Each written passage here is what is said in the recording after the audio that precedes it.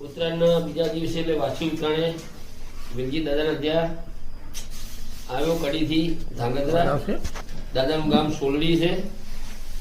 આ બીજો રાઉન્ડ અહીંયા ઘરે આવવાનો થયો.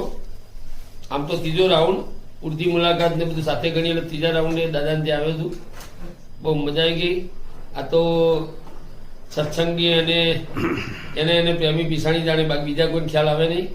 દાદાને મારા વચ્ચેનો આનેરો નાતો છે એટલે આજે ખરેખર મજા આવી. અને બાકી રહેતું તો આજે દાદાના ત્યાં મેણું ભાગી નાખ્યું અને દાદાને ત્યાં આજે બપોરનું બ્રહ્મભોજન પણ દાદાને ત્યાં કર્યું. જય શ્રી કૃષ્ણ, જય શ્રી કૃષ્ણ. સાથે અમારા ભાઈ લકુમભાઈ બાજુના ગામથી છે, ગણપતભાઈ ગણપતભાઈ અને લકુમ. જય સીતારામ, જય સીતારામ.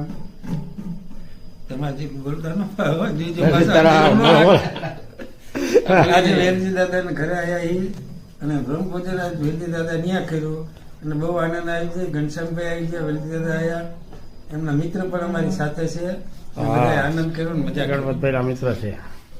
અને આમ તો જનરલી જે વાત થાય એ પ્રમાણે બધા બાબલાભાઈ કહે છે હવે બાબલા જેવા બનવા માટેના પ્રયત્નો ચાલુ છે, પણ ઉંમર તો દેખા દે એમાં કોઈ નવાઈ નથી.